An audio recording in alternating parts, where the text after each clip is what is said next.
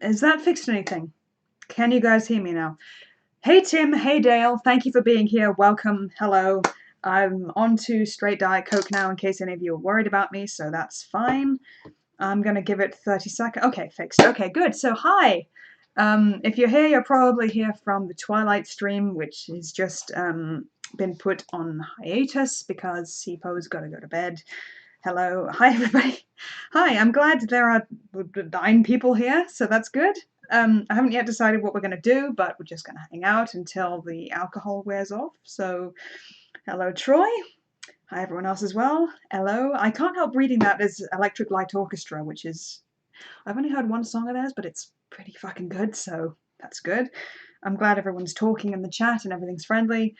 Like I said, this is kind of apropos of nothing really. We're gonna just hang out and maybe I'll read you a story from the horror short story compilation that I've been writing. Hopefully, I was planning this to come out in October so that you guys could grab it and read it, and you know, I could genuinely... Hi, Jazz.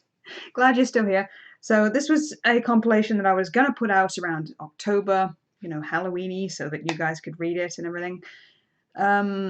But some of these are already on creepypasta.wikia.com, and some of them, you know, I don't mind sharing with you guys. Thank you for being nice to my sister. Please be nice to her. She's a wonderful human being. So, yeah. So I guess we'll be reading one of my stories. In case I can't think of anything else, but there's also other creepypastas we could look at. If you guys have any suggestions, by all means, drop them in the chat because I'm looking at it right now. So, hi you guys! Thank you for joining me today. I'm sorry for the layout of this fucking thing. I had no idea what to put here. I have my usual background and like the webcam is going on. These stories I have them saved into Google Docs, which is an amazing tool, by the way. I've been writing like fan fiction on the side while I've been waiting to be camera ready again, and having Google Docs as an app on your phone makes it so much easier to be looking at and editing a document if you're working on it. So, like this fan fiction I've been working on, by the way, it's topped like 80,000 words, and I wouldn't have contributed to it so much if it hadn't been so accessible. So, Google Docs on the phone, indispensable tool, I think you'll find, if you're a writer, that is. Everybody's just saying hello, hello, Leodley. So I'm just gonna... I hope I haven't embarrassed my husband tonight. I don't think I've said anything ultra controversial, but I have been very drunk, so... My favorite creepypasta is Ben Drowned. You know what's crazy? It turns out he actually has green hair, not blonde. I've never read it all the way through, but I have heard of it, so maybe we can read that today. My favorite's Laughing Jack. Yeah, these are some of the more well-known ones, I think. My dissertation actually was on creepypastas, which, you know, if we feel like it, I could read that out as well. I'm just... I feel like giving you guys some content because it's been way too fucking long since I've done that, you know, because I've had tooth problems, understandably, but also, you know, I've been feeling fairly down, what with the C word and everything, and just feeling like my work isn't very good, and a bunch of other excuses I could trail out if I felt like it, but I don't, so... You know, basically I owe an apology, and I should have finished Stalker Month a long time ago, and we're closer to Halloween now than we are to February, which is when I do Stalker Month, so I feel absolutely fucking terrible. And people are still saying hi, that's good. So, the other film that I plan to review for Stalker Month, which is Greta, if you happen to have caught that last year, it's, you don't need to apologize. Au contraire. So Greta, that's been scripted for quite a long time, actually. And I don't really have an excuse as to why I haven't done it yet, but now that I have taken out the teeth, which has been annoying me, I have no fucking excuse anymore. And look away in the next 10 seconds if you don't want to see the results of my tooth extraction, but there it is. I hope that is satisfying for you all. I don't know if that actually is a good view of that, but there we go. Those are my teeth that are fucking missing, and I'm talking with a Scottish accent now because that's something I can do for no fucking reason. Like I said, I've been trying to do some voiceover work on the side, and sometimes that necessitates doing a different fucking accent, and this is one of the only accents that I feel like I can do semi-believably because we have Scottish people in our family, or we did before, you know, circumstances. That's something I've been doing on the side, and it's not a great source of revenue. In fact, one of the projects I've been doing fairly recently, which is the Cursed audiobook I already told you about, that was sans payment, but I was really interested in the project, and the people I worked with were absolutely fucking amazing, and the book is really good. I'll be posting a link in the description of this video afterwards. I really recommend that you guys check it out, and the author, incidentally, for every chapter installment of her book that she's been doing, she includes a speed paint for her characters. It's really fucking amazing, and I'm glad I worked with them, and I'm glad that I continue to associate with them. It was really good. I'm going to plug them afterwards. If you need a movie for Stalker Month, there's Ma, The Crush, and a few others. Yeah, Ma came out the same year as, what was it? Greta, which I've already scripted. So that's definitely going to be next year, if not this year. I feel like it's been so long since Stalker Month, I should just do like one review and then move on from it. That's a Millionaire Smile, hockey playing millionaires. Yeah, yeah. I've heard that hockey is quite the, you know, quite the profession. Like, it takes out a few of your teeth necessarily, and I feel like that's the same thing as boxers having broken noses. Like, that's a rite of passage for them. One of our grandparents actually had his nose broken like 6 times, and he's not in the profession at all. He's a chef, so that's doubly surprising. Give your best CP impression. You'd think it would be better because I hang out with him all the time, but my American accent is absolutely diabolical. So it's like, what would I even say as CP? I can't think of something he would say. Oh, that's terrible. Oh, he's my husband. I should think of something, but yeah, my American accent is bad. Like, I've done creepypasta readings in the past. Like, most of these are written by Americans, so they reference things like Goodwill and Sidewalks and stuff like that. So I've tried rather to do an American accent in the past, and I'm just fucking shit at it. There's 3 American accents that I know, which is like New York, Boston, like New York Italian kind of that accent. There's vague Southerner, and there's also like Minnesota. Those are the 3 accents that I know. I've not yet begun to differentiate. I figured CP was your husband. Yes, he is. But being around him all the time doesn't make my American accent, any better, surprisingly. I'm really terrible at it. Just go without further, and don't Emily, he says that. I'm sorry, that's not making a lot of sense to me, but yeah, you don't want to hear my American accent. It's bad. Like, when I do an American accent, it sounds like Patrick Bateman when he's drunk, but trying not to sound like he's drunk. Like, I don't even know what region of American this is from. Like, this just sounds kind of stolid and not like a real person would talk, in my opinion. Maybe like semi-Canadian. This is the best I can do, so there you go. When you've been married, you'll learn wives don't really listen to their husbands. I listen to my husband. I mean, he's the person I live with. Who else am I going to listen to? Anyway. So thank you all for being here. Oh god, there's 17 of you.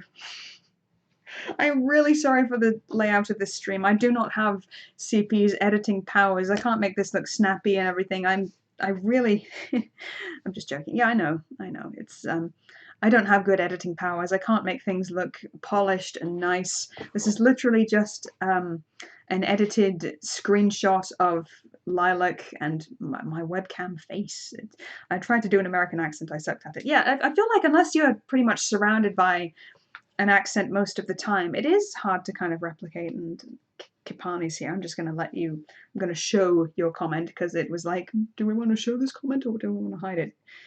I listen, says Kapani, and tell him I'm going to kick him in the mouth. Ooh, fight. Okay, so I guess we're all here now, and I'm just gonna make my tiny lips look not as tiny. Did that do anything? I don't know. I feel like my lips are kind of small, and I feel like the Ides of March are slowly marching across my face. Like, I think CP looks pretty fucking good for his age, whereas me, I'm starting to get jowls, and I've always been kind of pudgy and overweight anyway, so I'm aging pretty quickly and I don't like what I see. Like having the teeth out, surprisingly, I don't care because the pain is gone and it slims down my face a bit. Like that's one of the things to tell you about tooth loss. Like it's going to affect your facial structure, which is something, that is not ideal in most cases. But I don't like my face anyway, so anything that slims it down. Like, does anyone do this when they look at themselves in the mirror? This is what your face could look like. The kind of tomato with the skin peeled back kind of look. But I can't afford the surgeries that would be necessary to do this, and it's kind of a guilt thing anyway. Like, even if I could afford it, would I? Like, there's so many better things you could spend your money on. Is your favorite soda vanilla Coke? To Emily. No, it's actually, I drink Diet Coke. I'm finishing off a bottle just now, actually, because it's calorie free and I can't taste the difference much between regular Coke and Diet Coke, so that's what I usually go with. What's your favorite soda? CP probably in his 40s. I may be wrong. No, you're about right. And my dad would be in his 50s, so, or just about. He's just becoming 50, so. But fucking, I've never found our age difference to be a problem. Like, we've had similar upbringings, we have similar pasts, views, that kind of thing, and we love each other, which is the main thing. What about raspberry lemonade? Fuck yes! I remember we used to get that all the time. That would be one of our trips to Asda where we'd get the raspberry Coke and what else was it? Well, that Asda's own brand crispy chocolate or whatever it was that was surprisingly really fucking nice, and we just bitch about our lives on the journey home. That was nice. That's good memories. I miss that stuff. I really do. I'm a root beer person myself. Root beer, I might have tried that once. I like ginger ale now and then. I'm not too fussy when it comes to sodas. I don't like dandelion and burdock though, or what is Dr. Pepper supposed to taste like? Is that like fancy dandelion and burdock? I don't know. I really love Mountain Dew. Mountain Dew! Yes, that's a good one. That's something we don't have in Britain. So that's a good soda though.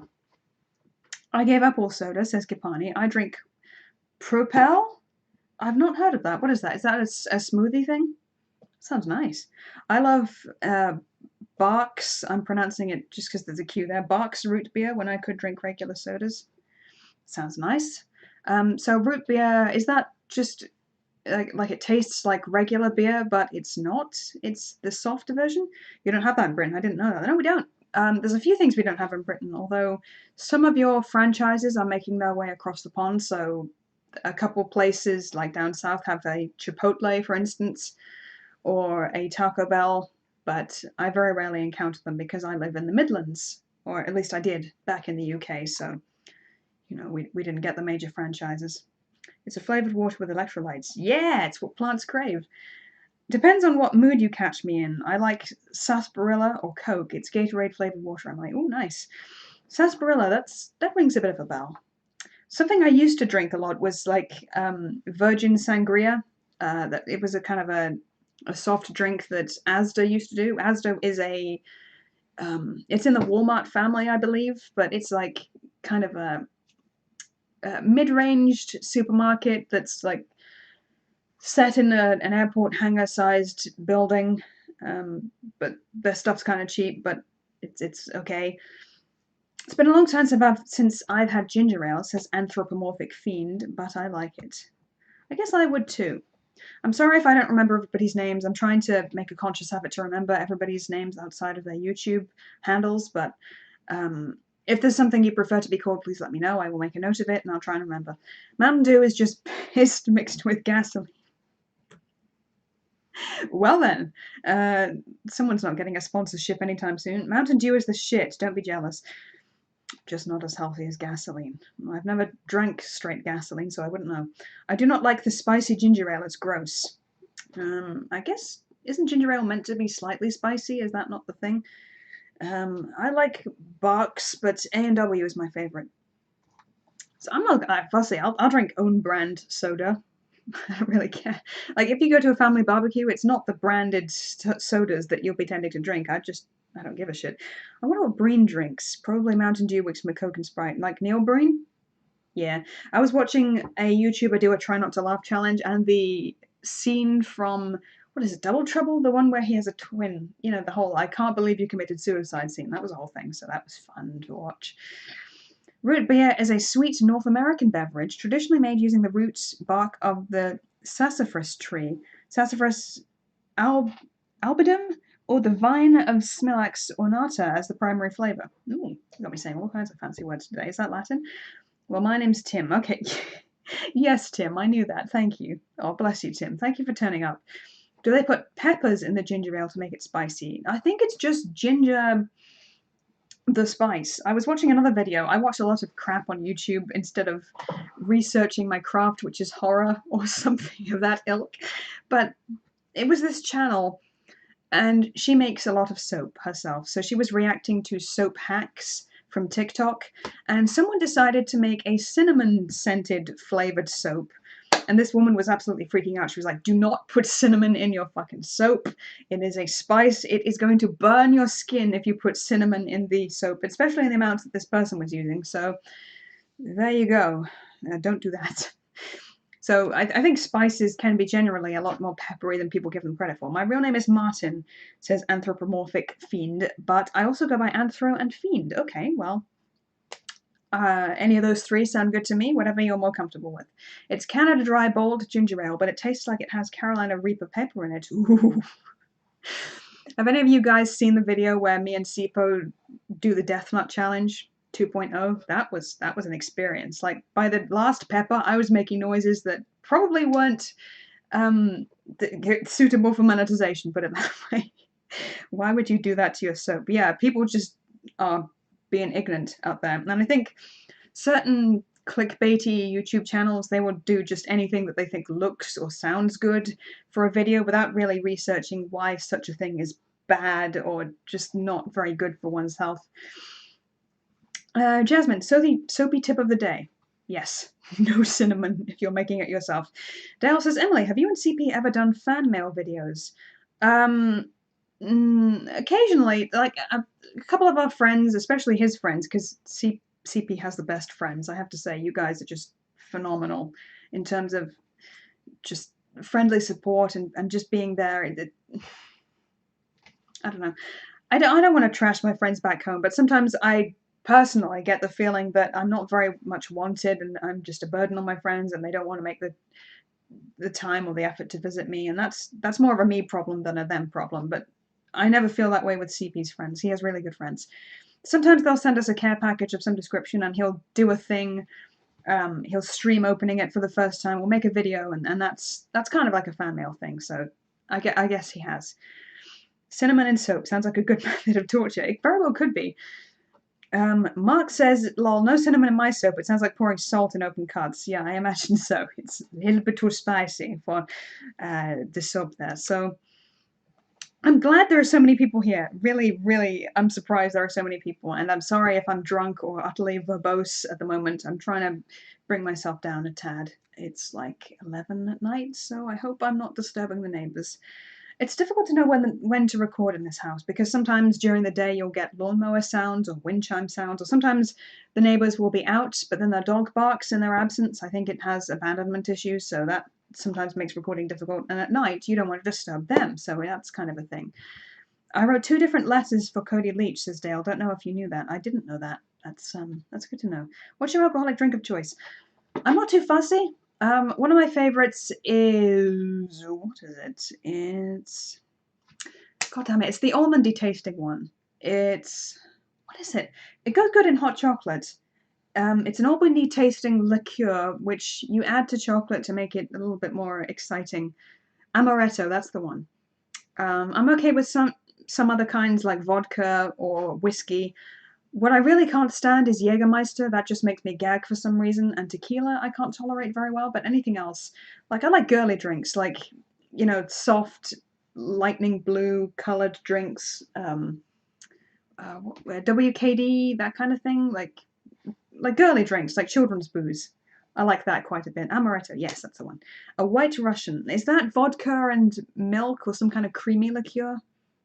I don't know. The only time I've heard of White Russians is when I've been watching the IT Crowd, so I wouldn't know. Margaritas, yes.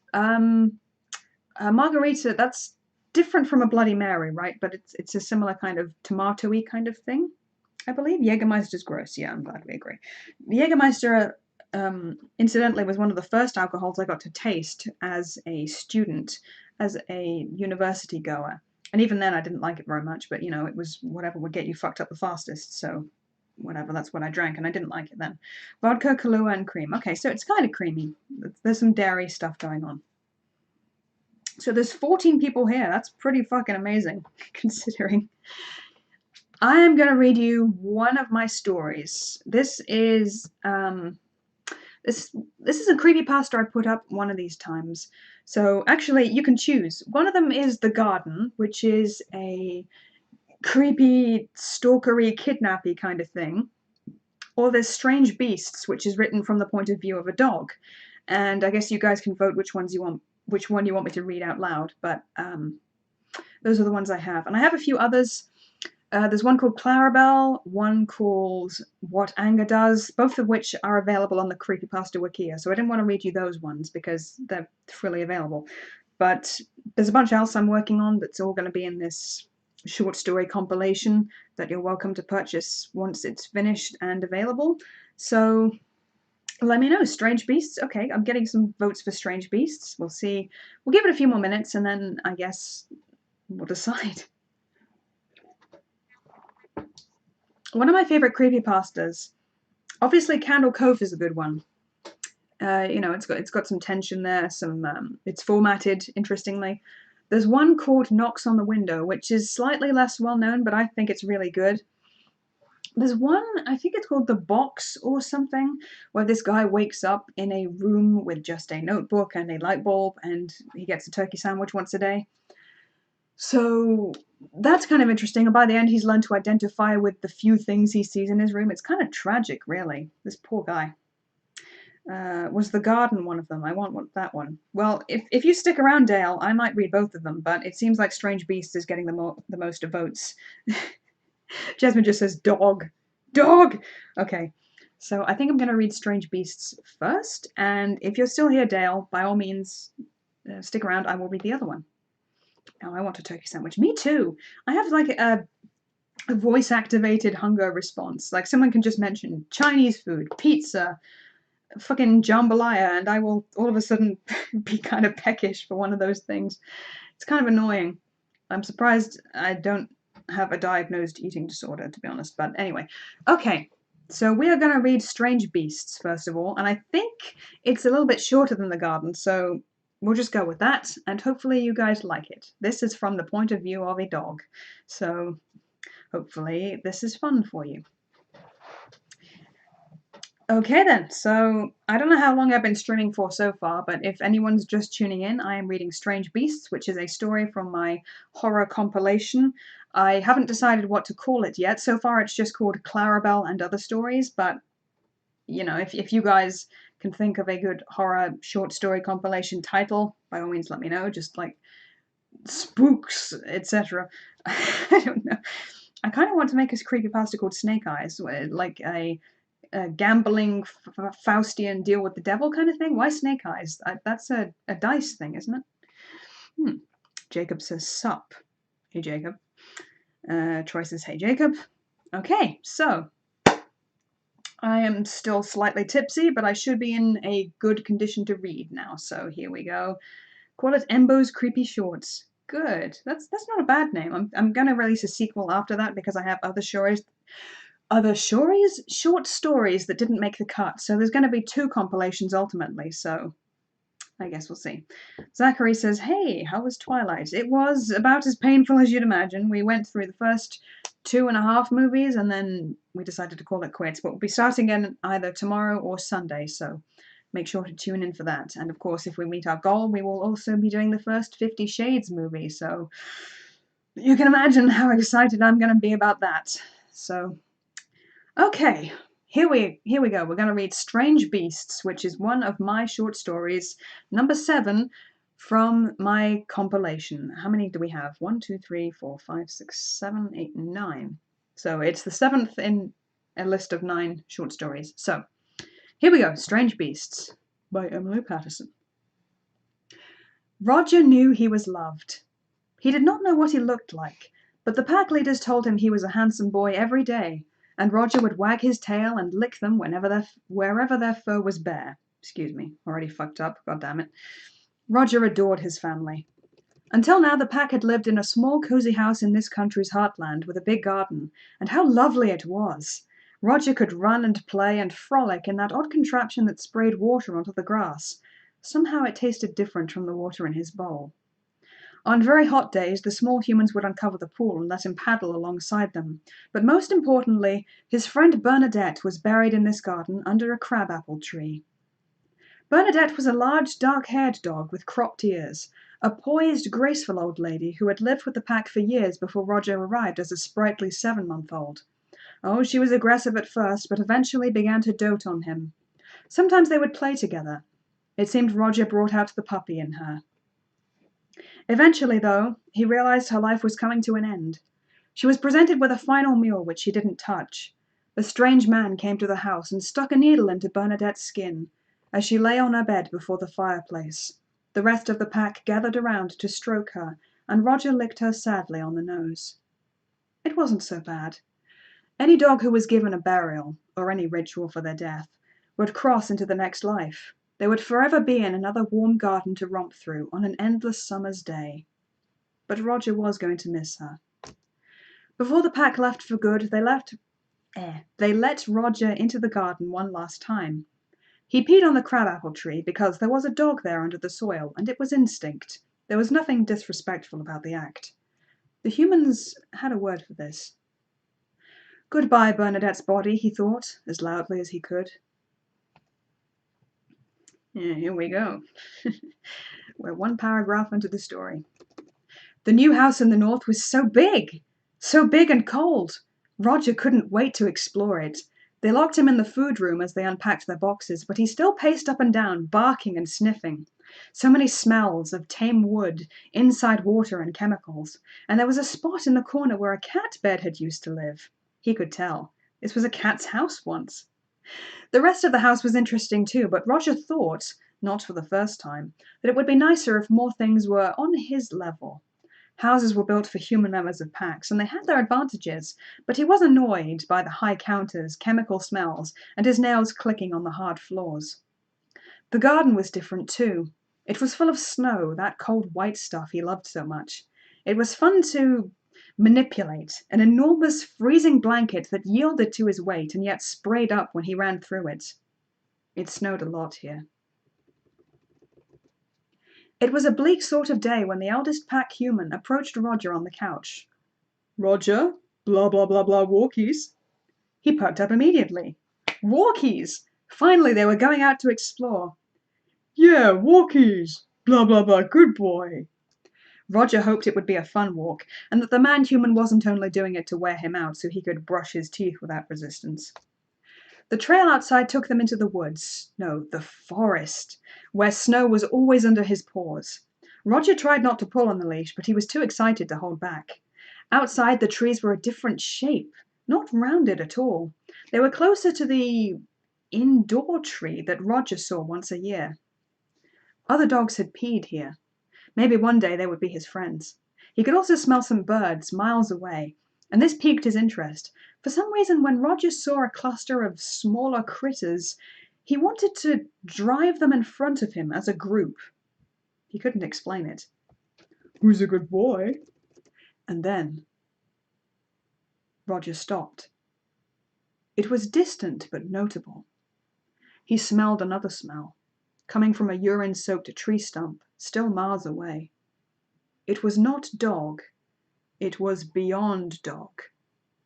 Roger, blah blah. It was a unique marking on the tree stump. He sensed that it came from territorial creatures bigger than he was, a probable threat. Roger was afraid, first for himself, and then for his pack. It dawned on him that these creatures might be able to detect his own scent. He stood up and barked, to show the man-human where the danger was coming from. No, Roger, down! Roger knew the command and obeyed. His loyalty was to the pack, of course, and he wanted to be a good boy. But how did the man-human not smell it? Curse those human noses, they were so blunt and useless. Blah blah, blah blah blah home. And so they turned and followed their prints in the snow, back the way they'd come.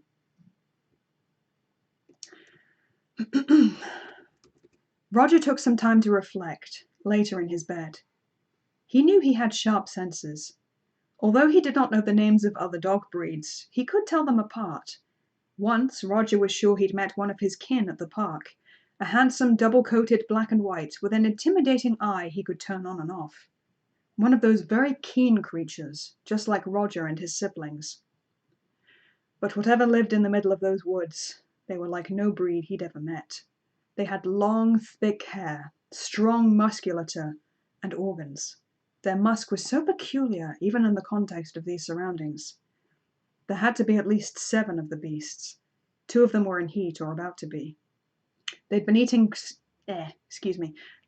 rabbits and squirrels, and one unfortunate dog and his human. This was awful. Roger almost wished that Bernadette was a ghost who could keep him company. Ghost dogs did exist, not that living dogs could interact with them in a meaningful way. They had a distinct, ephemeral presence, and they were always lost, looking for something. But Bernadette had been buried, and she was at peace. She was better off where she was. Another day, another walkie.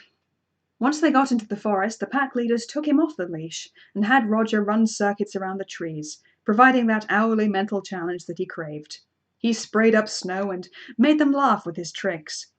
But as they proceeded, Roger wiggled his left nostril and caught that creature smell. He was alarmed to find that the thick, hairy odor was stronger than before. Again he barked and almost knocked one of the smaller humans over. But they didn't understand. They couldn't understand. Bad, Roger! Bad! His tail fell between his legs. He was sad to have disappointed them, and afraid of punishment, of course. He liked being the good boy. But a good boy would protect the rest of the pack from something dangerous. Wouldn't he? They'd say he ran away. The pack would say he was stressed from the move, or not getting enough playtime, but that wasn't it at all. Roger needed to chase away those strange beasts, whatever they were. It was what Bernadette would have done, and she would do it without thinking. When the house was sleeping, he woke up one of the small humans and brought him to the back door. The human let him out to pee, and Roger ran. He broke through that gap in the fence, escaping to the forest. Snow covered the ground as usual. It was crunchy tonight. He ran for miles, stopping regularly to sniff and find his way again. Whether or not a scent diffused in the air and how fast depended on the creature, and the weather had an effect too. But the foul, hairy odor was never hard to find. Sometimes it was so powerfully disgusting that he had to insist forward with his nose in the snow to lessen the stench. Later he found fresh tracks. They spanned wider than the print from his human's Wellington boot. As petrified as he was, Roger kept going. The smell grew stronger. It was like a scratchy ball of fur at the back of his skull, and Roger felt what it must be like to be a cat with a fur ball. And then he saw them. He saw them in a clearing in the forest where they faced him, eyes glowing in the dark. There were 5 altogether, 3 large, 2 small. They had been aware of Roger all this time, tracking him. The beasts were a mix between dog and man, yet taller and stronger than any man. Their hulking shoulder blades came above their skulls as they hunched on all 4s. They snarled, baring their fangs. Roger stood his ground. The tallest beast rocked up on its hind legs, drunk on the moonlight. Hungry. He aimed his baleful howl at the sky. It was not a hurt howl, or a reactionary howl. It was meant purely to show his size, and Roger got the message. He felt his ears flatten against his head, and his legs shook, but still he stood and growled as convincingly as possible. Be brave, he thought, rather abstractly. Be as brave as if your pack was right behind you. Even now, a tiny part of him felt like he could herd these beasts. The more intelligent part of him knew they would kill him for trying. One of the smaller beasts came forward, moving quickly in a crouching position. Roger copied her, stalking in the opposite direction. Their tracks formed a circle. Taking his only chance, Roger struck first and without warning. Closing the space between them, he lunged for the beast's neck. His teeth found purchase. The beast roared, straightening, almost standing upright. She tried to tear away from him with her claws, but he hung on. He felt small tufts of his fur flying away. Another beast pounced, tearing him away from the alpha female. Roger fell, taking her throat skin with him. Blood spattered the snow. He tasted metal. Now 3 of the beasts surrounded Roger, and there was nothing he could do. They came so fast with their sharp teeth and huge bludgeoning paws, trying to pin him down. One of them picked Roger up in his mouth and shook him violently, twisting his bite. Roger felt unimaginable pain. Any squeals he made were yanked away from him as he was tossed in the creature's maw. Then he was smacked against a tree, landing hard. The beast set upon him. He had no chance at all. His last thoughts were of the pack, and finally, mercifully, the pain left him.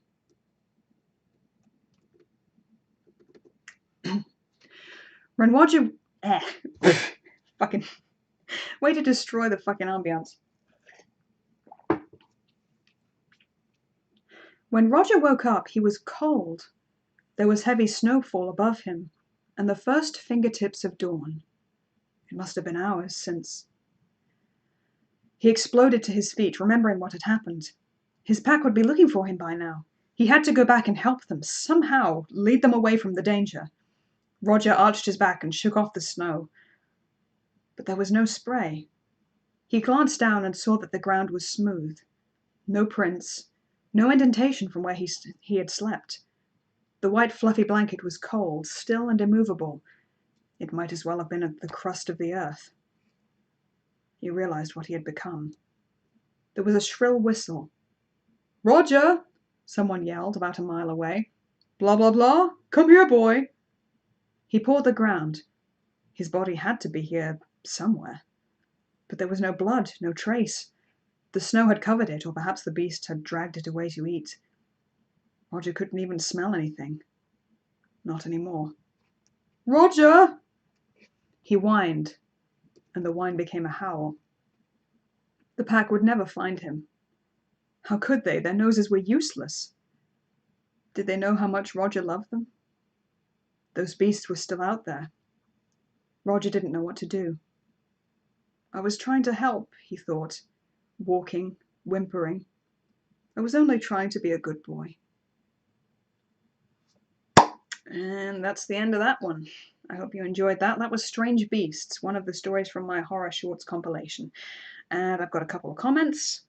I'm glad some people liked this. Jambalaya while watching Pumpkinhead. Cajun Horror Night. That sounds pretty good. I've yet to try jambalaya. I feel like it's something that needs a lot of different ingredients, and I want to do the thing justice, so I'm waiting out to try that. Satyendra says, just out of curiosity, why was Stalker Month so short with just one review this year? I'm planning another one, so I'm going to review Greta, and it's all scripted. I'm going to review it, and I'm going to put it up, but the reason for its delay has to do with my mental health status, the state of my fucking teeth, a lot of things, none of which excuse the long pause. Like, it's been fucking months. That was, like, I'm gonna get to it, I swear I am. It's just been other things. I've been doing voiceover work, art commissions, all sorts of things to try and bring in some small amount of income, and all the time I've been neglecting my patrons. It was just kind of a big mess, but Greta is coming, and I'm going to be moving on to, I think Child's Play is next after that, and then I'm just going to be trying to work through my requests, and there's going to be more content coming soon. It was really good, but sad. Yeah, that was a sad one. I love dogs to death, so I wanted to do something that kind of was true to the dog state of mind, and I feel like a good boy would try to protect his family, so I worked around that. So since you guys seem to like that one, I'm going to move on to the garden afterwards, which is a slightly longer one. So I'm going to take a drink and give my voice a rest. But yeah, what are you guys up to this evening? So who's having a Cajun night in? That was Hungry Boy. Excellent YouTube name, by the way.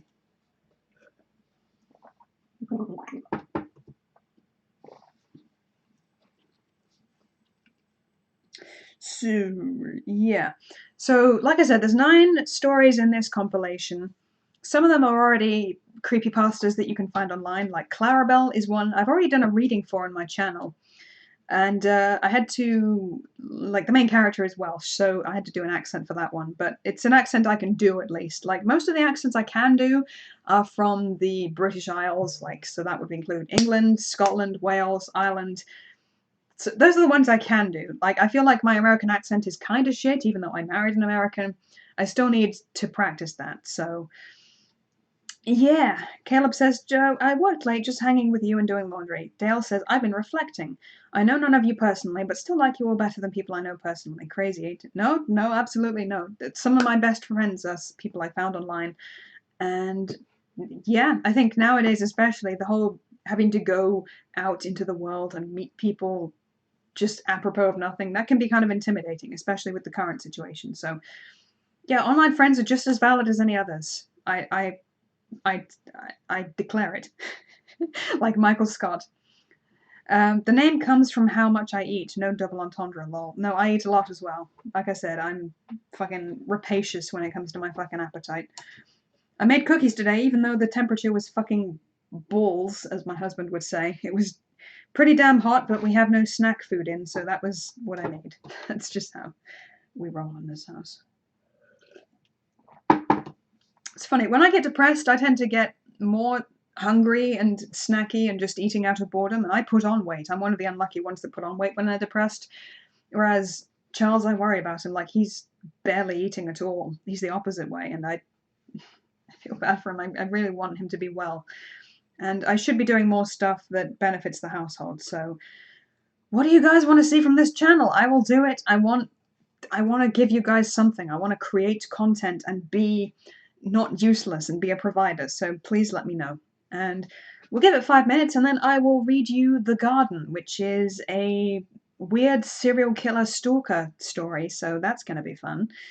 I'm going to create an amalgam universe similar to the MCU and DCEU, but the characters are combined into one. Oh, cool. So Super Thor, Wonder Loki, that kind of thing. Let me see, says Fiend. I got the new album from one of my favourite bands, so between listening to that, I watched Harry Potter with my family, and now I'm here.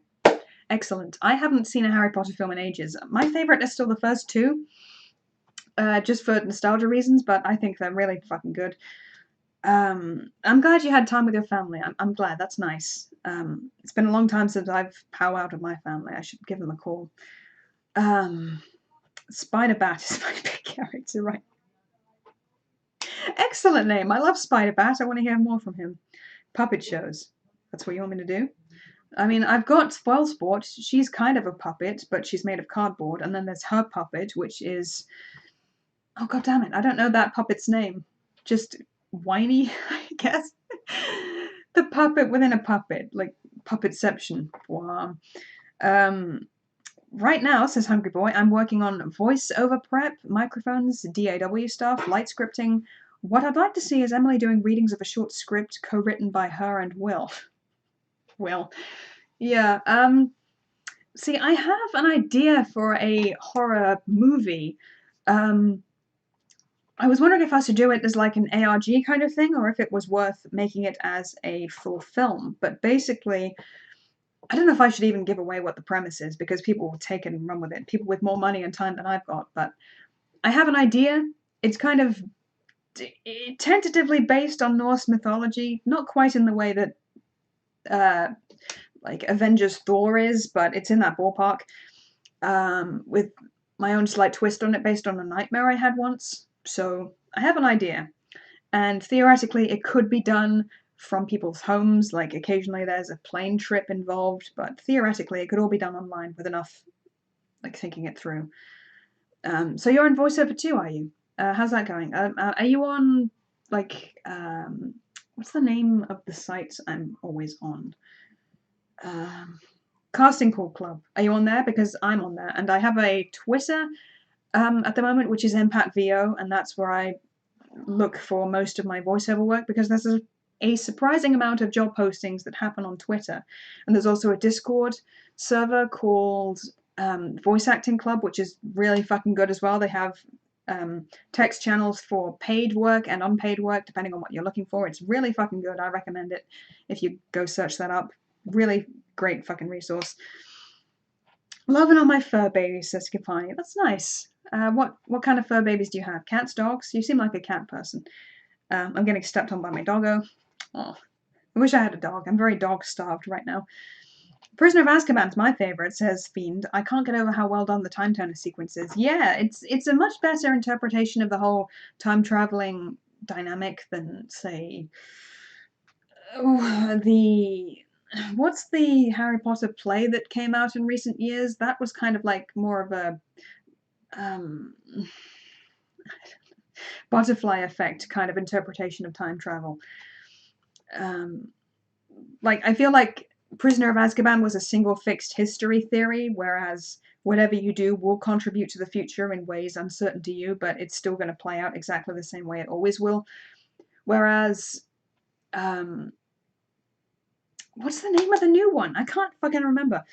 Anyway, that one was more like the things you do in the past will affect the future and maybe not in ways you expect, so you have to keep going back and changing stuff. Would it be like that Intel Emmy Rossa movie, The Inside? I haven't seen that, but very possibly. Just recently subscribed, said Sabrina. Thank you. Binged your Stalker Month vids and happy to see you live streaming. Just hanging out and having a drink. I was having a drink until recently. I'm trying to sober up.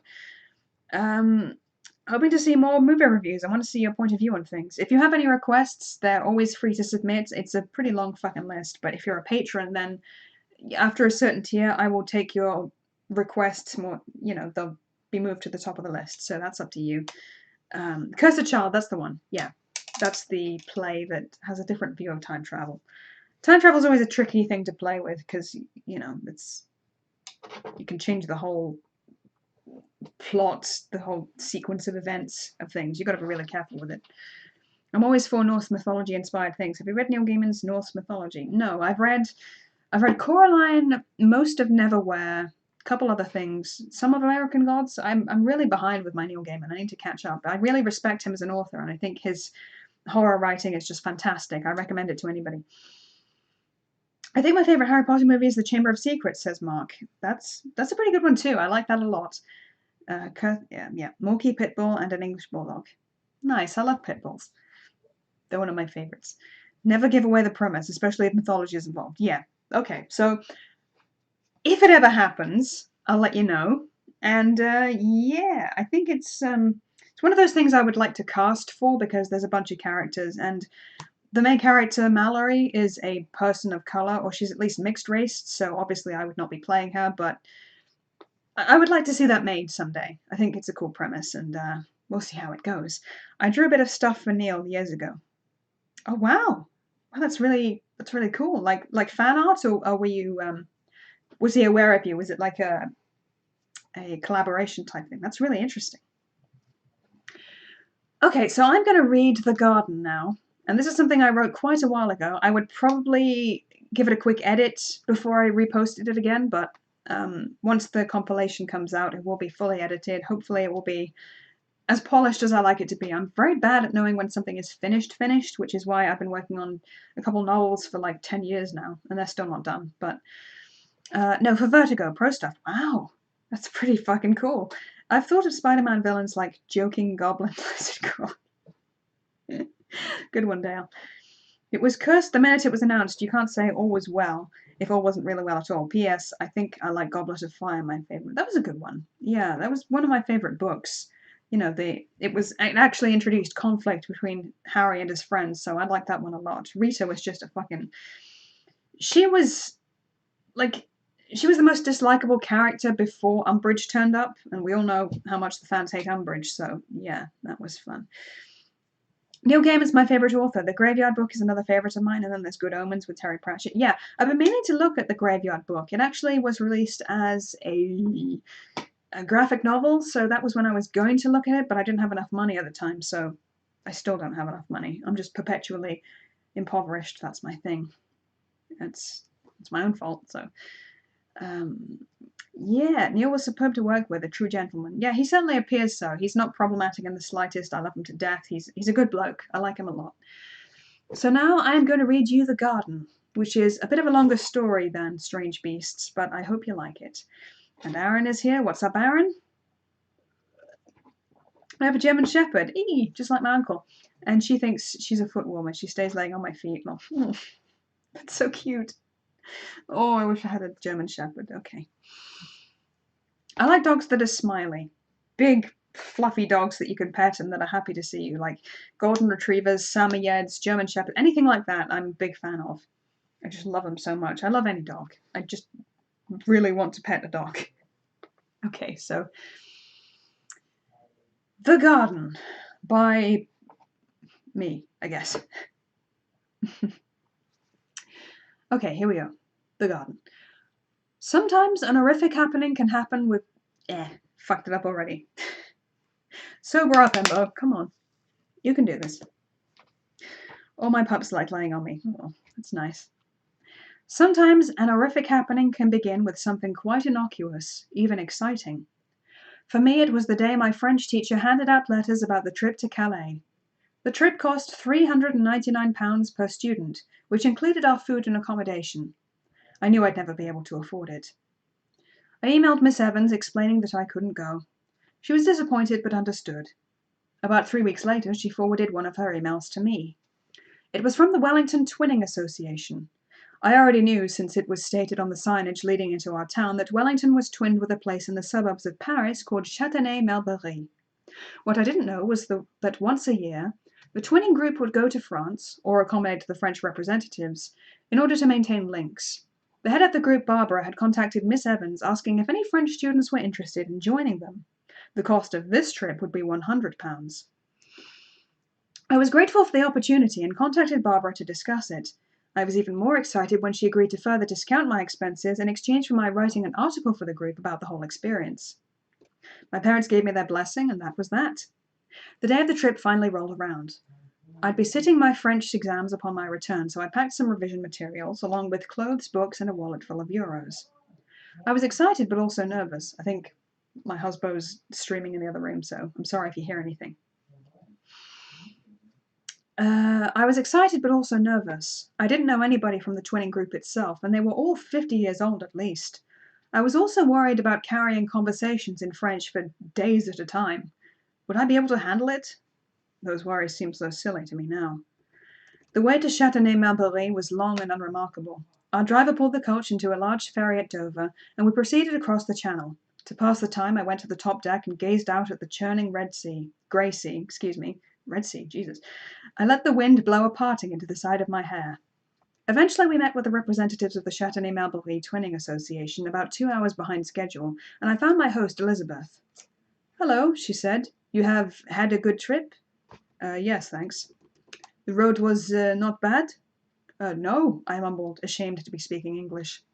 We huddled inside the building that was our mutual meeting point, and I listened to the head of their twinning group give a speech. Afterwards I followed Elizabeth to her car. We were joined by an elderly woman named Gwen. She was with us, though God only knows why. She didn't speak a word of French and wasn't about to learn. Later on, I thanked Elizabeth for the chicken she'd prepared for us. It was dry and burnt, but we had been 2 hours late. It took me a while to adjust. Not to our host. She was a lovely woman who couldn't do too much for us. Most of my problems had to do with my own spoken French. So heavy were the demands upon me to speak French at all times that when I went to bed, there was little respite. I lay there for at least an hour hearing a kind of franglais chattering inside my head. We were kept busy. The twinning groups packed our days full of sightseeing activities. I learned how to use the Paris metros with a train ticket scarcely larger than a book of stamps. I held blithe discussions about artwork in the Musée d'Orsay. I took blurry, too-dark photographs inside the Assemblée Nationale. I felt exhausted and often looked forward to returning home. All of these things I intended to write about in my article, but that never happened. On my 5th day with Elizabeth, things settled. She and Gwen and I were free until the evening when our goodbye dinner was being held. I sat on her living room sofa, helping myself to a bowl of chopped radishes, when Elizabeth walked in. "I am going to a small art exhibition." She was already pulling on her coat. "Will you come with me? It's okay if you do not want." I considered the prospect of watching the road from the right side passenger seat, which always made me queasy, and having to make artsy conversations in French all over again. Puis-je rester ici, s'il vous plaît?" I managed to say. Of course, you make fun with Bijou. Our dog's claws made ticking sounds on the kitchen tiles nearby. I broke into a grin. This was fantastic. Elizabeth would be gone for a while. Gwen was upstairs asleep. I could have some rest and respite at long last. The door banged shut and I stretched out, closing my eyes. Peace and quiet. Naturally, the bell rang moments later. I didn't hear any movement upstairs, so I scrambled off the leather sofa and answered the door. There was a man standing there, tall and dark-haired. I decided to be honest. Bonjour, I said. Je suis anglais ici en vacances. He stood there, giving me a look that convinced me he was here to sell me something. I repeated myself to be sure.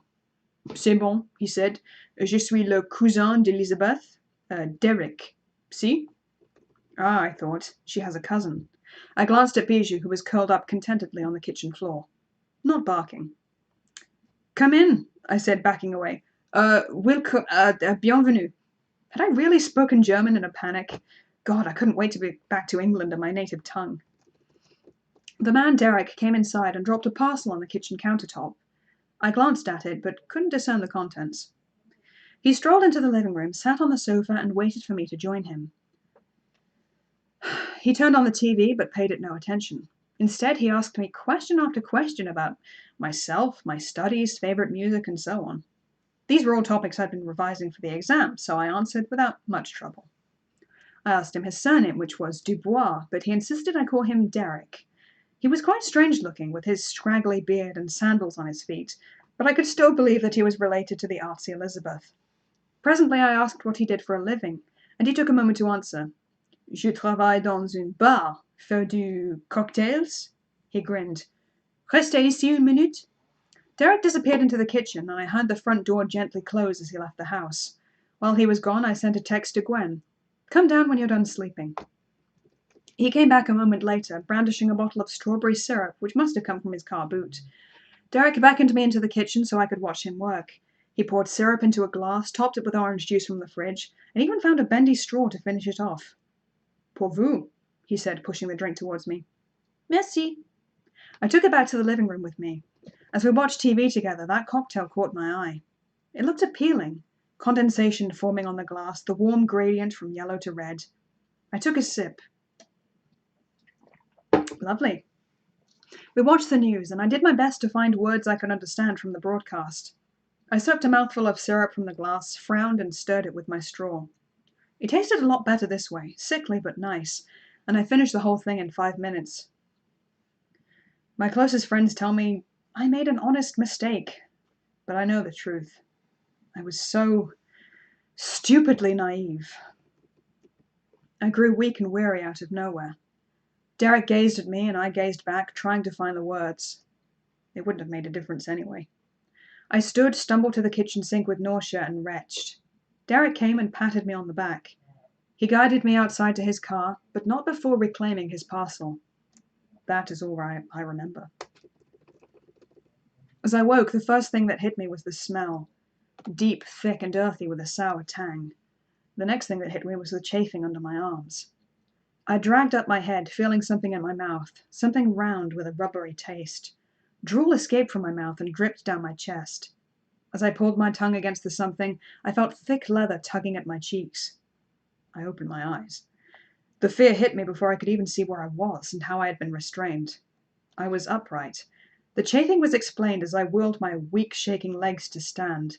There were straps secured over each of my shoulders like a rucksack, and they kept me bound to the cold metal cross behind me. My wrists were secured to my thighs. My ankles were tied together with rope, and in my mouth was a rubber ball gag which fastened behind my head. Instinctively, I tried to spit it out, but couldn't do so. Oh God, where was I? What had happened to me? I remembered Derek. He'd drugged me. He'd brought me here. Of course, when you panic, your breath quickens. Doing so made the spit slide down my throat. Immediately, I gagged and made a desperate cry. I couldn't say the words I wanted to say. Help! Please, no! My vision adjusted. At the edges of this darkness, there were 3 stone walls. There was another one behind me. There had to be. All around me and my cross, plants grew from an earthen floor. That was what the smell was. Peat. I had to get out of here. I pushed that rubber ball against my teeth and bellowed like an injured animal. A rectangle of light appeared from the top right, and below it a flight of stairs. As the door opened, there was Derek's silhouette. I felt sick. He'd placed me in his cellar. His feet came crashing against the creaking steps, and I bellowed again, rocking back and forth, trying to topple the frame.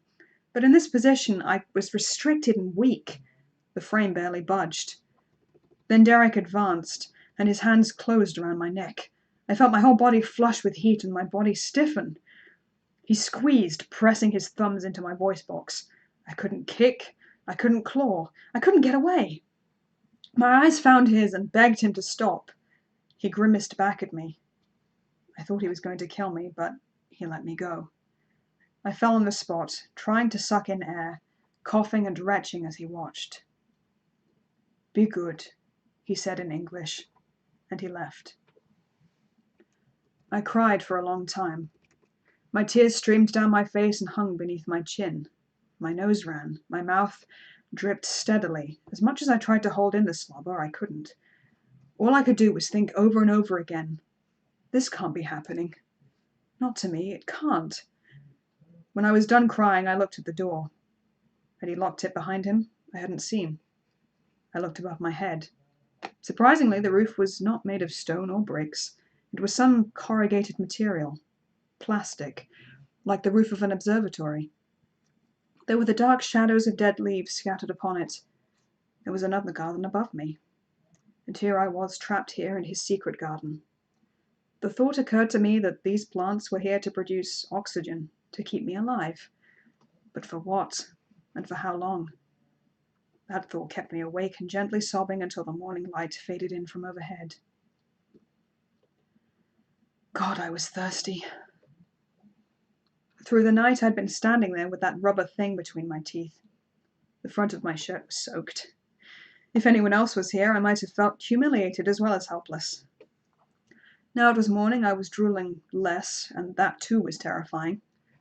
But I didn't scream for fear of Derek coming to finish me off. No sign of him yet. No noise from upstairs. Again, I wondered what he was going to do to me. What did a grown man want with a helpless, bound and gagged teenage girl? Or should I say, what else? Hours passed. My shadow moved away from me, and I was lost in fantasy, picturing a goblet of fresh lemonade with ice cubes tinkling in the glass. When I thought I'd fall asleep and dream, the door creaked open again. Derek was there, holding something.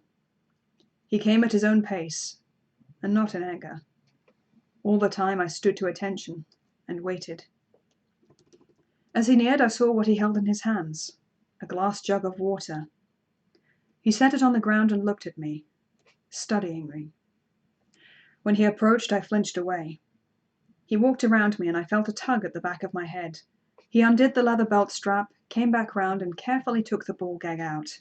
I gasped for air. Then he wiped the spit off my chin with his dirty left hand. It was awful, but I willed myself not to react. Derek said something in French that my brain could barely comprehend, but I took the sounds, and I mouthed them silently to myself. Vous poussez. Vous poussez. It was important. It had to be important, the way he looked at me.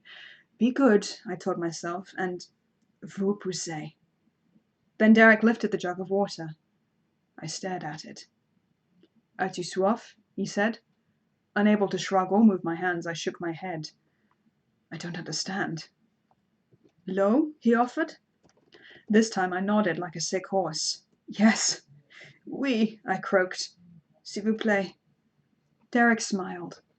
Then he turned and ducked under the staircase. A watering can. He filled it, brought it to me, and poured the water into the earth at my feet.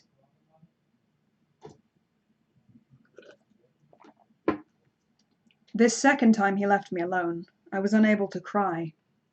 I glared at the ground, thinking about that stupid cocktail he'd given me a day ago. I'd been a fool to take it, and yet if he offered it now, I'd drink it all over again.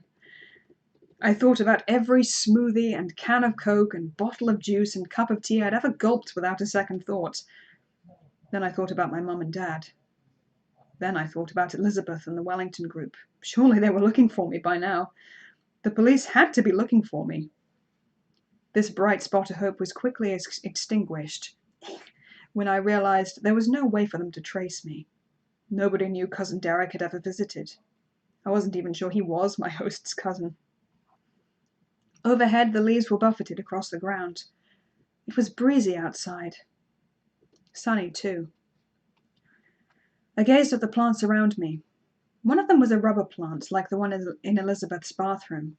Another had a handwritten label with a Latin name, Ficus benjamina. Something happened around noon when the sun was directly overhead. I hadn't realized, but there were wall-mounted speakers on the wall behind me. Fading in from nothing, there came music. It went on for at least an hour, and it was entirely classical. Mozart, Beethoven, Chopin, Bach, and others I didn't recognize. I hated it. When the sadder pieces played, like Beethoven's Moonlight Sonata, I hung from my frame, feeling all the tears that wouldn't come. When the orchestra meant to rouse me, I felt like I was being mocked. The worst part? This music wasn't even for me. It was for the plants.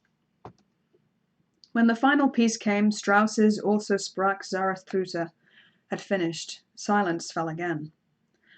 I tried to occupy myself with singing my own song in a low whisper. Sans un cœur de la nuit, l'odeur d'espoir, ardeur de la vie, sentier de gloire. My throat was so parched that I couldn't continue. It seems ridiculous, but now, when I recall those dreadful hours in the cellar, I can still feel the comfort from my surroundings. The plants standing around me could not move, and they couldn't possibly speak. But I felt them all looking at my helpless body, strung up like a scarecrow, and smiling. They were letting me know everything would be okay. And if I really test myself, I can recall a host of faint voices echoing my chosen song back at me. Darkness came and stole my shadow from me. Derek returned to water the other plants. By this point I was so uncomfortable, so weak, that I was sagging from the straps that bound me. I could barely look Derek in the face, and if he noticed, he didn't care. This was what he wanted, to tease me by spraying water at my feet. I was going to die here. He left me alone with the cramping in my stomach, the pounding in my head, and the soreness in my eyes. I hadn't urinated since he'd brought me here. That was a bad sign. I knew I was dehydrated. After a while, I drifted into sleep, unconsciousness, God knows. But I woke each time with the familiar chafing under my arms. No, I had to stay awake. I had to stay strong. Ficus benjamina, vous poussez. I should have sent my parents a postcard. I should have told them I loved them. Wait, were my thigh cuffs loosening? No, that wasn't possible. I couldn't have lost weight so quickly. But something was different. I could rotate my left wrist now, something I was incapable of before. I could even tug slightly against it. A frayed length of thread brushed against my pinky finger, and I realized what it meant. The stitching on my restraints was unraveling. I twisted and wrung my hand. It was coming apart. It was. One painful tug, and my left hand was free. I was so tired. It took all my strength to stand. I rested back against the frame, ready to collapse again. But I had to untie my right hand. Once this was done, I freed my ankles and stepped out of the shoulder restraints. I fell onto the soil and was racked by painful dry sobs. The watering can was still there under the stairs.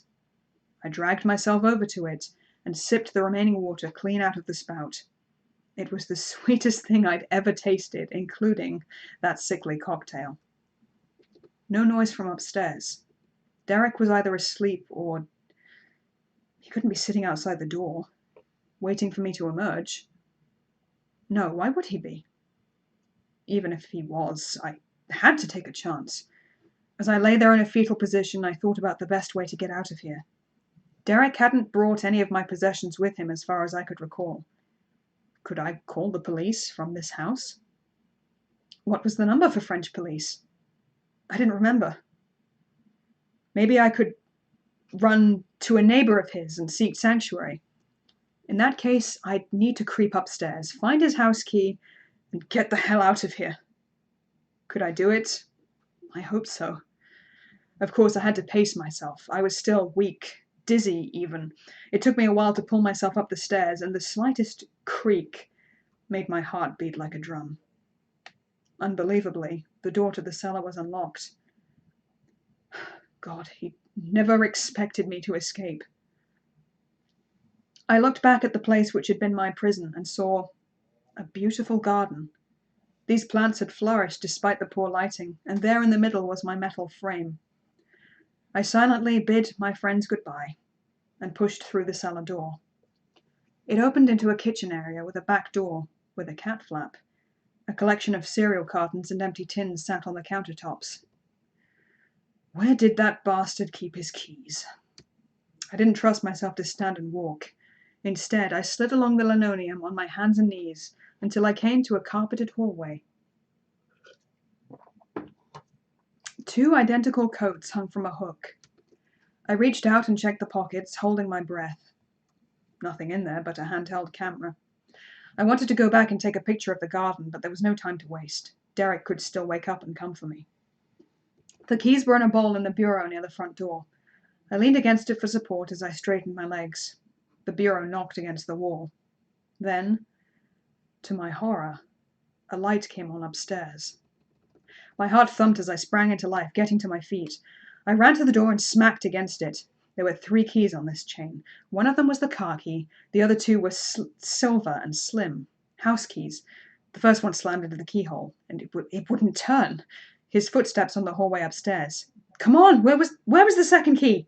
I found it. I rammed it in and turned. His footsteps on the stairs, coming closer, getting louder. The door was heavy, but I pulled it towards me and threw myself through the gap, almost losing my balance. He was right behind me. No neighboring houses. Nobody around. Nothing except a rusty 3-door hatchback. The fleeting touch of his hand on my shoulder made me scream. I whirled around, my hand snaking out, and slapped him in the face. He stepped back, more from surprise than anything, and I ran towards his car. The key had a button, which I pressed. The car unlocked. I threw myself inside. He was coming for me. I forced down the manual lock at the base of the window frame, locking him out. Derek glared at me, then dashed for the other side, and I lunged for that one, pressing it down. Now Derek was furious. He cursed at me and beat his fists on the window. I was almost ready to give in, but there was still a chance. I could drive away, find help from somewhere. My eyes moved rapidly over the dashboard and the gear stick. I knew the difference between a manual and an automatic. This was the latter, but I'd never driven before. I'd seen my parents drive, and that would have to be enough to help me. I yanked the seatbelt across me and clicked it in. Derek was kicking the car door now. The key in my hand found the ignition, and as I turned it, the engine came to life. My foot hit the brake, then the accelerator. I cried out as the car shot forward over the dirt path, away from the house. Derek didn't give up. He ran after me, even as I wrenched the steering wheel and turned onto a stretch of road. As much as I wanted to check for him in the mirror, I couldn't afford to lose concentration. It was so dark out here. How did I turn on the lights? This road was long, but not wholly straight. I could barely see where I was going. Derek was still behind me. He'd get me. This car was going way too fast. Why weren't there any street lamps? Where the fuck was I? That little question became unimportant as the road curved to the right. I grappled with the wheel as light flashed at me from around the corner. Another car swerving. The wrong side of the road. No, wait. I was on the wrong side of the car. The crash was so hard, so sudden. I remember the scream being yanked out of me, the immense impact, the car flipping on its side, and the airbag flying in my face. After that, my world went black. It was a side-on collision. Thankfully, the other driver wasn't seriously hurt. He called for an ambulance. I remember being helped onto a stretcher and asked question after question. I managed to tell them I needed water. They treated me in the hospital for dehydration, cracked ribs, concussion, burns I suffered from the deployment of the airbag, friction burns, bruising around my armpits, and 1 or 2 other things. For the most part, they let me sleep and recuperate, as the IV drip did its magic. Now and again, someone would come and ask me how I was. and also what had happened to me. I lay on my clean white sheets, still fantasizing about lemonade, and thinking about my classmates returning from Calais for their exams. Naturally, the police had a word. Barbara and Elizabeth arrived later. They'd been distraught when they found I'd gone missing. Elizabeth told me she had no cousin Derek, but she recognized the name as a friend of her ex-husband's. I called my parents and cried on the phone to them about my ordeal. It was heartbreaking hearing how concerned they were. It was also strange to be able to cry again. The name of the hospital escapes me now. I know the British Embassy gave me a translator so I could give a complete statement. That didn't make giving it any easier. I had to be extremely specific about what Derek had said and done. When I told them his initial command of vous poussez, they seemed confused. The translator took me to the side once they were done. Are you sure that's what he said? Yes, I said. I remember, vous poussez. Perhaps your captain meant to say you will grow, but the verb should have been grandir. She frowned at me. Pousser is more like pushing, sprouting. Of course, they arrested him. The forename Derek turned out to be correct, but Dubois was a lie. His own little private joke. The evidence against him was overwhelming once police uncovered his garden. Le Jardin de la Mort, the newspapers called it, and for good reason. Every single plant marked the burial site of his previous victims. There had been human remains below my feet all along. They found the metal cross and the restraints, all things they'd ordered from a BDSM site, though they'd never failed him before. I was told it would be my decision whether or not to go to trial. The embassy could do a lot of things, but they couldn't cover the costs of my accommodation for the duration. I couldn't do it anyway. I couldn't face that man in court. This process of writing it is a sad attempt to put the whole horrible experience behind me.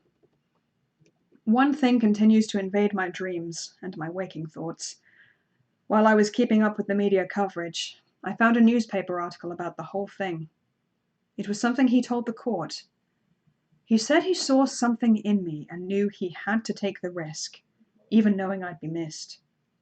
Derek went on to admit that he'd had a plant in mind for me once I was dead. Or rather, a seed. I never cut a person's throat, he said, or clubbed them to death. It had to be natural, a natural spiritual transition. She might have been more comfortable if she'd thought to spread her roots. And that's the end of that one. So, yeah, that was The Garden, one of my horror short stories that is going to be released as a book of short stories. The one I read before that was Strange Beasts. In case you missed that, you can go to earlier in the stream to listen to me read that. So I think I've done enough. I've read like 2 short stories from the compilation, so... Hey Jazz, you're still here. Coolio. I know, Jazz, I know you don't read a heck of a lot, so hopefully this reading it out for you was, an easier way to ingest this kind of thing. Thank you both. That's nice of you. The villain in this piece might have grown many things, but there was clearly no vanilla growing in his cup. I don't even know how vanilla plants work. Like, I know there's pods involved, but I don't know what they look like or how you grow them or what. But yeah, definitely not vanilla. It was kind of BDSM there. Thank you. What gave you the idea for that one? Well, I did go on a French trip with the Wellington Twinning Association, but I figured it would be a lot creepier if something horrible happened in a country where you barely spoke the language and didn't know where the fuck you were. So that's kind of what gave me that idea. And it was a trip that involved members of the Twinning Association. They were all over the age of 50. I was the youngest person there. So that was another kind of barrier to feeling normal. I was like 18, 19 years old. I was not fluent in French. I didn't know what the fuck I was doing most of the time. One time I was talking to like a woman from the Châtenay-Malbury group, and I thought we were just discussing like film and stuff like that, but it turned out what she was asking me was, do I want to come stay with her and her daughter? So like by the end of the day, my host Elizabeth, she had my suitcase in the back of her car because she thought I was going to go stay with someone else, and I was like, no, I'm just shit at French. I'm sorry. I thought we were talking about something else. That would make a great movie. Ever thought of getting it adapted? No, to be honest. I thought my stories were kind of shit, so Why did I call him Derek? In the original story, his name was Monty. I don't know why I changed the name to fucking Derek, but I guess I did. That's not a very French name, is it? I might change it back to Monty. But I've read it aloud now, so if anyone wants to adapt it, then by all means. I hadn't considered it, to be honest. I'm just a small-time fucking author in the wrong country at the wrong time, so yeah. I'm glad you guys enjoyed these, and I don't know if this one is out there as a creepypasta, but I remember when you went, says Jazz, I was freaking out that this happened for real. You would have heard about it if it did. No, I had a great time, actually. Like, I was uncomfortable, but just for language speaking reasons. Like, that was all. It's kind of funny, Caleb says. I've been working on a short story, and the main character is named Derek. Oh, well, is your short story available for us to read? Because by all means, I'm sure us us horror-loving folks, or anyone who appreciates literature, really, would love to hear about it and read it. So if it's available online, go ahead and post a link. I'd be fascinated. I know that much. So yeah, that's where the idea for that one came from. As for the previous one, Strange Beasts, that was actually an idea given to me by someone from the comments of another stream. They were just like, you should do a short story from like a dog's point of view. So I decided, yeah, maybe I should. Someone said you should do a werewolf story, so I combined the two. That's really down to you guys. I'm sorry if I don't have your names, but that idea was not mine. It was given to me wholesale, so thank you very much for that. And I hope you enjoy it. Caleb says, not yet. I'm trying to polish my works up so I can publish a collection of short stories and poetry. Horror, naturally. Natch, yeah, of course. I love that word, natch. Well, yeah, just as long as it takes. I'm sure it will be fantastic once it's polished and ready to go. If you'd like me to look over it and maybe suggest some things, I'm by no means an expert, but maybe I can help you out with that. I'd love to help out a fellow author in any way possible. So I think my email is on my channel about section somewhere. So if that's something you'd be interested in, go ahead and let me know. Again, I'm not by any means an expert on writing, but you know, like, I'm very bad at knowing when my own things are finished. A lot of the stories in this are not quite finished yet. There's one which is kind of sci-fi-ish. There's a so it involves artificial intelligence and also magnets being used in a terrifying, I hope, scary kind of way. So that involves a lot of research and a lot of rewrites and polishing and stuff. But yeah, hopefully that turns out good.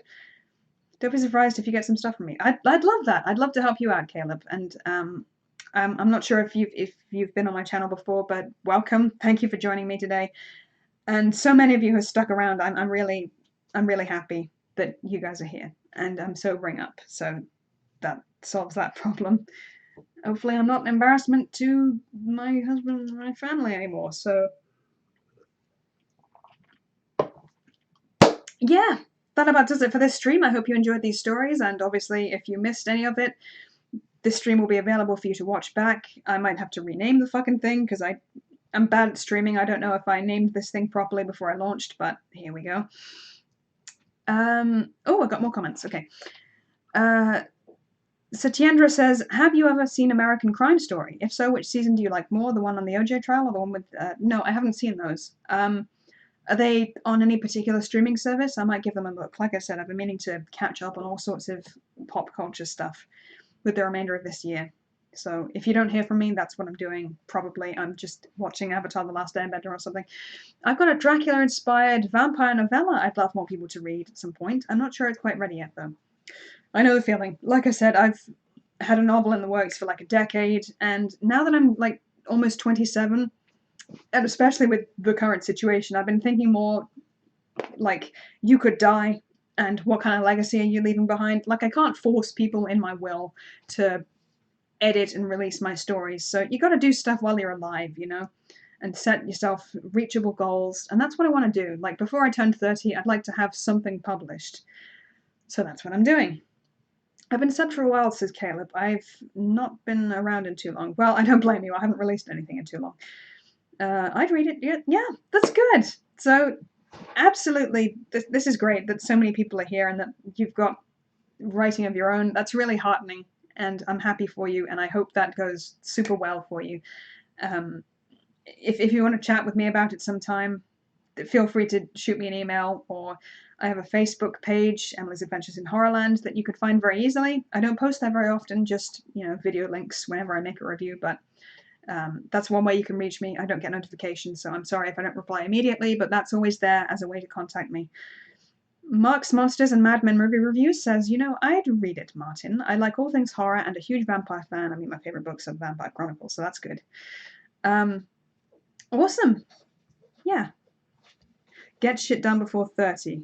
Goes down. Yeah, it's all downhill from here. I'm starting to age. It's hideous. You seem sober the whole time. Oh, bless you. Yeah, I feel like I've been over-articulating a little bit, but I'm glad you enjoyed this, and I'll have to do this again sometime. Expect a review of Greta coming soon, and like I said, an original piece of content coming along. This is a song that I have written and sung myself, and I did the background stuff for it. It should be coming, I feel like it's kind of winter themed, so I don't know when it will be coming out, but it's more or less finished. I just need to do the vocals again. So that should be fun. It's like a Wildian allegory, like it borrows heavily from some of his short stories. I hope it's something people enjoy. And it would be nice to put out something that's entirely original.